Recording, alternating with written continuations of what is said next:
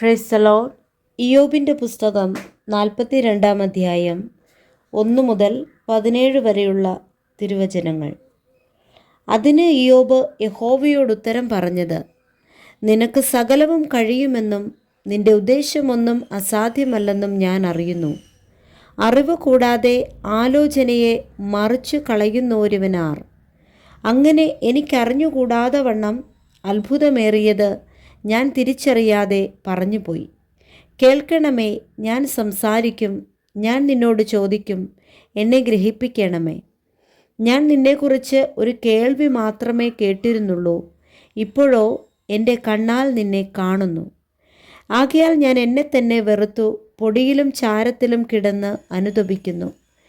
യഹോവ ഈ വചനങ്ങളെ ഇയ്യോബിനോട് അരുളി ചെയ്ത ശേഷം യഹോവ തേമാന്യനായ എലീഫസിനോട് അരുളി ചെയ്തത്: നിന്നോടും നിന്റെ 2 സ്നേഹിതന്മാരോടും എനിക്ക് കോപം ജ്വലിച്ചിരിക്കുന്നു. എൻ്റെ ദാസനായ ഇയ്യോബിനെ പോലെ നിങ്ങൾ എന്നെക്കുറിച്ച് വിഹിതമായത് സംസാരിച്ചിട്ടില്ല.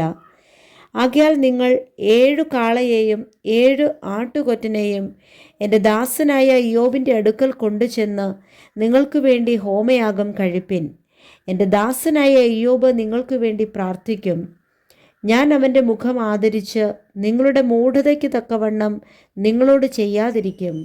എൻ്റെ ദാസനായ ഇയ്യോബിനെ പോലെ നിങ്ങൾ എന്നെക്കുറിച്ച് വിഹിതമായത് സംസാരിച്ചിട്ടില്ലല്ലോ. അങ്ങനെ തേമാന്യനായ എലീഫസും ശൂഹ്യനായ ബിൽദാദും നയമാത്യനായ സോഫരും ചെന്ന് യഹോവ തങ്ങളോട് കൽപ്പിച്ചതുപോലെ ചെയ്തു. യഹോവ ഇയ്യോബിൻ്റെ മുഖത്തെ ആദരിച്ചു. ഇയ്യോബ് തൻ്റെ സ്നേഹിതന്മാർക്കു വേണ്ടി പ്രാർത്ഥിച്ചപ്പോൾ യഹോവ അവൻ്റെ സ്ഥിതിക്ക് ഭേദം വരുത്തി മുമ്പേ ഉണ്ടായിരുന്നതൊക്കെയും യഹോവ ഇയ്യോബിന് ഇരട്ടിയായി കൊടുത്തു.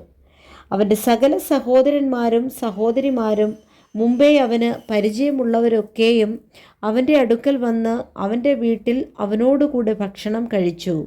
യഹോവ അവൻ്റെ മേൽ വരുത്തിയിരുന്ന സകല അനർത്ഥത്തെയും കുറിച്ച് അവർ അവനോട് സഹതാപം കാണിച്ച് അവനെ ആശ്വസിപ്പിച്ചു.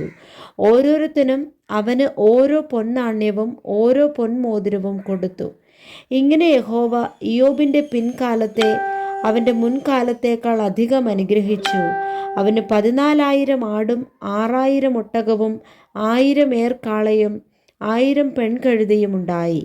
അവന് 7 പുത്രന്മാരും 3 പുത്രിമാരും ഉണ്ടായി.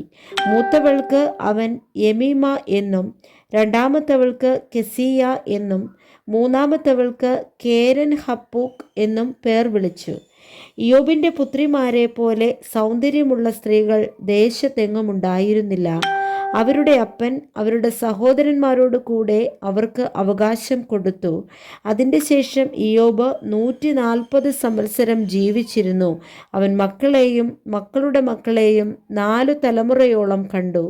അങ്ങനെ ഇയ്യോബ് വൃദ്ധനും കാലസമ്പൂർണനുമായി മരിച്ചു. വായിച്ച തിരുവചന വേദഭാഗത്താൽ കർത്താവ് നമ്മളെ സമൃദ്ധമായി അനുഗ്രഹിക്കുമാറാകട്ടെ. ആമേൻ.